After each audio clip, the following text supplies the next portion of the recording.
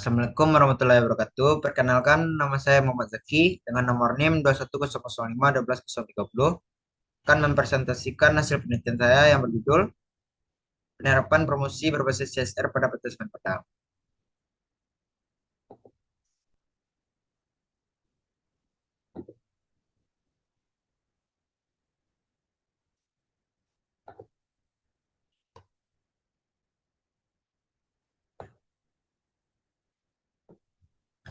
Latar belakang yaitu faktor ekonomi pada saat ini berkembang dengan sangat pesat serta harus dibarengi dengan standar serta aturan yang dapat mengatur sebuah bisnis. Tujuan perusahaan adalah untuk menciptakan bisnis yang baik, lancar, dan berkelanjutan bagi pihak terkait. Ini tentang menghasilkan manfaat dari pembangunan berkelanjutan perusahaan. Arigianto 2012. PT Semen Padang memaparkan hasil dari berbagai macam dampak bagi masyarakat sebab kepercayaan mereka terhadap PT Semen Padang ialah instansi yang peduli akan kebutuhan sosial serta ekonomi masyarakat. Dengan demikian, akan memberikan dampak positif kepada stigma perusahaan. Seiring terlaksananya pengadaan ini oleh instansi ini memungkinkan menjadi instansi yang dicintai masyarakat daerah sebagai broker daerah. Di sini, penulis akan mengkaji wadah promosi yang dipakai CSR PT Semen Padang dalam menginformasikan agenda kegiatan CSR yaitu program pemberdayaan ekonomi dan program bina lingkungan. Rumusan masalah. Dari penjelasan latar belakang di atas, maka rumusan masalah yang akan dibahas yaitu bagaimanakah jenis wadah promosi yang diterapkan oleh PT Semen Padang yang berbasis CSR. Tujuan penelitian dari penjelasan rumusan masalah di atas dapat disimpulkan tujuan penelitian yaitu untuk mengetahui bagaimana jenis media promosi yang diterapkan oleh PT Semen Padang yang berbasiskan CSR dan untuk mengetahui apa dampak positif penerapan media promosi berbasiskan CSR oleh PT Semen Padang. Tinjauan literatur. Pengertian promosi yaitu definisi dari promosi yaitu kegiatan yang sangat penting serta memiliki peranan aktif dalam hal meluncurkan, mengumumkan, serta mengingatkan kembali produk untuk menarik konsumen agar membeli produk yang diiklankan. Mengutip dari Tijeptono 2015. Periklanan memiliki arti sebagai bagian dalam pemasaran yang menitik fokuskan kepada pemberian informasi, mengangkat peminat, serta mengingat para konsumen mengenai brand serta produk perusahaan. Promosi sendiri bagi Kotler dalam Caputra 2019. Yaitu sebuah kegiatan yang dijalankan instansi guna menimbulkan produk yang berguna untuk membujuk konsumen target agar mau membeli produk. Mengacu pada pengertian promosi di atas, maka tujuan promosi penjualan secara umum yaitu untuk mengembangkan penjualan serta profit pada suatu instansi. Swasta dan Irawan berpendapat bahwasanya 2005, promosi merupakan aliran informasi atau kepercayaan dari satu daerah guna membantu seseorang atau organisasi dalam tindakan guna menghasilkan pertukaran dalam pemasaran. Tujuan promosi. Tujuan utama promosi yakni memberikan informasi, memberikan pengaruh serta mengangkat serta membuat pelanggan teringat kembali mengenai sasaran perusahaan. Secara detail, tujuan dari promosi dapat didefinisikan menjadi 3 definisi. Secara detail mengutip dari Tijeptono dalam Listiawati 2016. Pengertian Corporate Social Responsibility yaitu yang disingkat dengan CSR yaitu bentuk pertanggungjawaban instansi kepada lingkungan berbentuk kepedulian sosial serta tanggung jawab lingkungan. Dalam melaksanakan tugas ini, tradisi budaya lingkungan tempat kegiatan perdagangan itu berada harus diperhatikan dan dihormati. CSR adalah sebuah konsep di mana perusahaan mengambil tanggung jawab kepada konsumen, tenaga kerja, pemegang saham, penduduk sekitar serta lingkungan, semua aktor operasi instansi.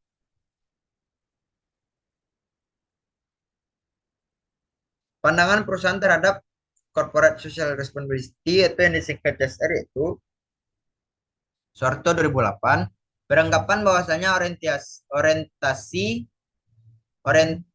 sosial instansi kepada masyarakat meliputi motif sosial dan motif ekonomi. Tanggung jawab perusahaan mempunyai konsekuensi sosial serta ekonomi. Biaya sosial yang dikeluarkan perusahaan meningkatkan kinerja sosial yaitu citra perusahaan yang positif dan mengurangi keluhan pemangku kepentingan. Selain itu, biaya sosial atau biaya membentuk kelompok kepentingan dapat meningkatkan citra baik di pasar komoditas maupun pasar modal. CSR bermanfaat secara sosial dan finansial, tetapi pada kenyataannya banyak perusahaan melihat sesuatu secara berbeda. Beberapa perusahaan tidak menganggap CSR sebagai suatu kewajiban karena CSR melibatkan biaya yang relatif tinggi yang mempengaruhi profitabilitas perusahaan.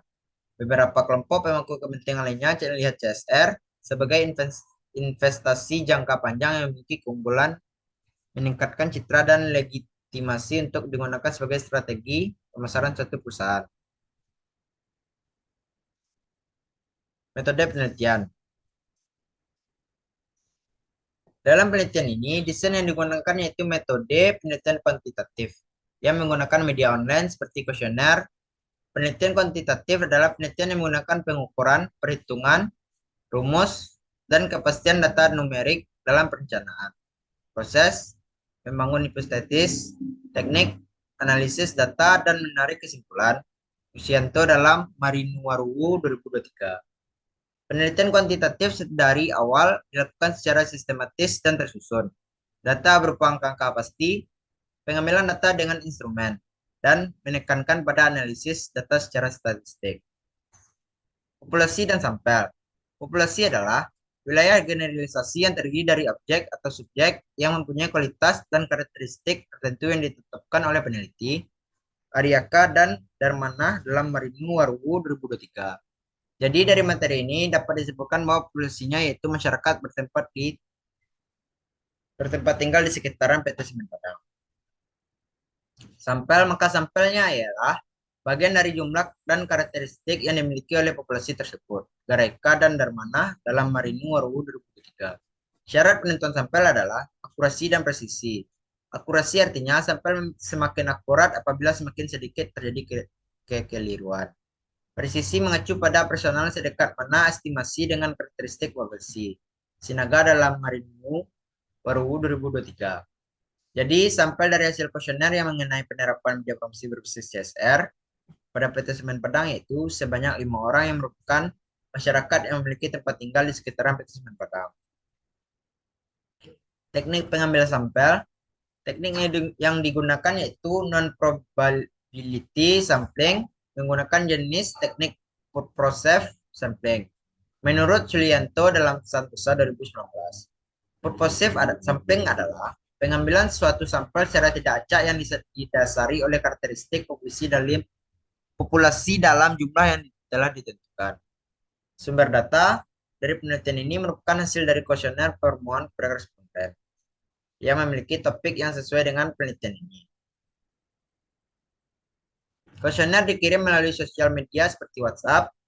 Teknik analisis data dalam penelitian ini melibatkan pengumpulan data yang didasarkan pada pertanyaan-pertanyaan yang terdapat di dalam kuesioner, serta analisis informasi dari para partisipan, yaitu responden yang menjadi sampel dalam penelitian ini. Metode pengumpulan data. Dalam mengumpulkan data dilakukan dengan menyebarkan kuesioner yang dilakukan secara online melalui Google Form kepada responden. Pada metode kuesioner, peneliti membuat atau menyusun serangkaian pertanyaan tertulis yang dirumuskan sebagai kuesioner disebar atau nantinya responden yang menjadi objek penelitian ini akan memberikan jawaban mereka, baik penyebaran kuesioner secara langsung kepada responden maupun meminta bantuan responden dalam membantu peneliti menyebarkan kuesioner kepada teman-teman responden.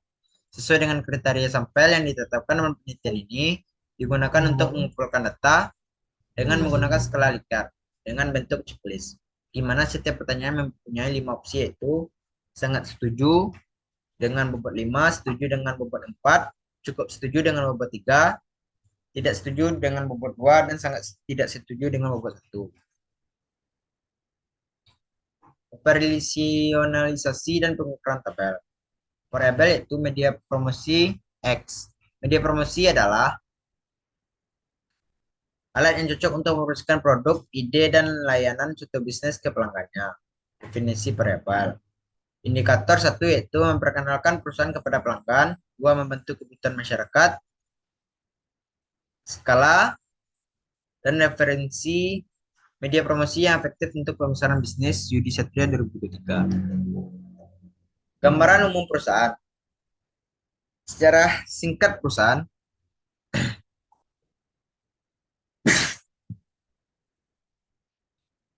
Sejarah singkat Semen Padang. Berdasarkan sejarah, PT Semen Padang merupakan pabrik semen pertama di Asia Tenggara yang terletak di Provinsi Sumatera Barat. Berjarak 15 km dari pusat kota Padang, arah timur raya Padang Solo, pada ketinggian 200 meter di atas permukaan laut dengan luas 63 hektar. Pada tahun 1896, seorang perwira Belanda berkebangsaan Jerman yang bernama Carlos Christophus Lau tertarik dengan batuan yang ada di Bukit Karang Putih dan Bukit Malau.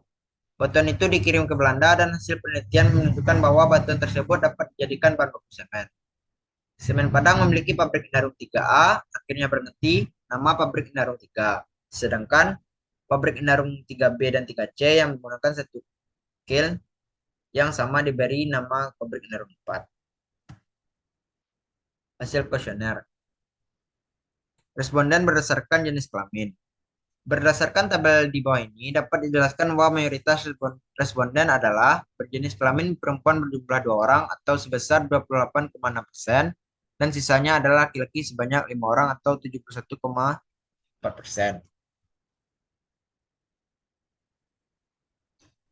Responden berdasarkan usia. Berdasarkan tabel di atas, dapat dijelaskan bahwa mayoritas responden berusia 20 tahun dengan persentase 42,9%, responden dengan usia 22 sampai 27 tahun sebesar 57,1%,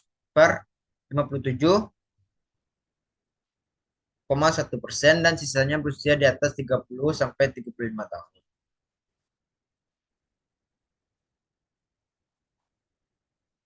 Responden berdasarkan pekerjaan.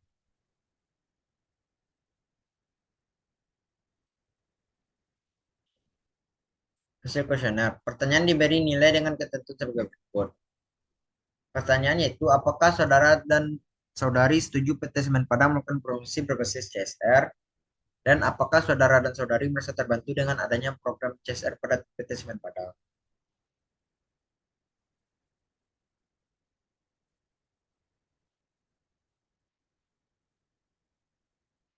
Berdasarkan hasil kuesioner di atas, didapatkan data bahwa para masyarakat yang sangat setuju dengan pernyataan tentang penerapan promosi berbasis CSR pada PT Semen Padang memiliki jumlah yang lebih banyak, dengan uraian sebagai berikut. Sebanyak 4/7 orang dari masyarakat yang cukup setuju bahwa PT Semen Padang melakukan promosi berbasis CSR. Beberapa masyarakat lainnya yaitu 1/7 orang memilih setuju dan 2/7 orang memilih sangat setuju. Sebanyak 2/7 orang cukup dengan setuju dengan pernyataan tersebut dan 4/7 orang lainnya setuju dengan pernyataan tersebut. Beberapa masyarakat lainnya yaitu 1/7 orang memilih sangat setuju. Kesimpulannya yaitu CSR atau Corporate Social Responsibility adalah dalam rangka memperkuat keberlanjutan perusahaan itu sendiri di sebuah kawasan dengan jalan membangun kerjasama antar stakeholders yang difasilitasi perusahaan tersebut dengan menyusun program-program pengembangan masyarakat sekitarnya. Salah satu perusahaan yang menetapkan media promosi CSR yaitu PT Semen Padang yang diatur oleh Humas PT Semen Padang. Penerapan sejauh ini memakai media promosi bisa dibilang cukup membantu menaikkan corporate image perusahaan, karena masyarakat sudah tidak banyak yang mengalami dan misunderstanding mengenai perusahaan dan sedikit memahami kehadiran CSR. Saran, mengembangkan program pemberdayaan ekonomi, mengembangkan dengan serius media internet sebagai tempat mempromosikan usaha dan sarana tempat jualan dari mitra binaan. Karena media internet merupakan media yang sangat banyak digandrungi oleh seluruh kalangan masyarakat.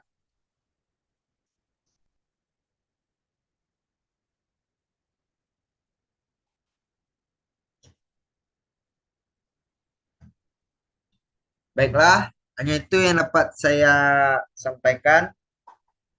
Kalau ada kata-kata yang salah mohon dimaafkan. Wabillahi taufiq wal hidayah. Wassalamualaikum warahmatullahi wabarakatuh.